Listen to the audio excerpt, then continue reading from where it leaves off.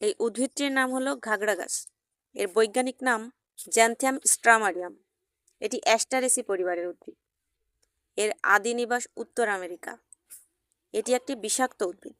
সম্ভবত এটি উত্তর আমেরিকা থেকে পৃথিবীর অন্যান্য জায়গায় ছড়িয়ে পড়ে। দক্ষিণ পূর্ব এশিয়ার প্রায় সব দেশেই এটি দেখা যায়। এর বিষাক্ত ও ঔষধি গুণ দুইই আছে। এই গাছ থেকে অ্যালার্জি হতে পারে। ফুলের রেণু শ্বাস ও চামড়ার রোগের কারণ হতে পারে। গাছের উপরের অংশে ও গুটিতে হাইড্রোকুইনাইন, কোলিন, কার্বোজাট্রাকটাইলোসাইড ইত্যাদি ও অন্যান্য বিষাক্ত অ্যালকালয়েড থাকে।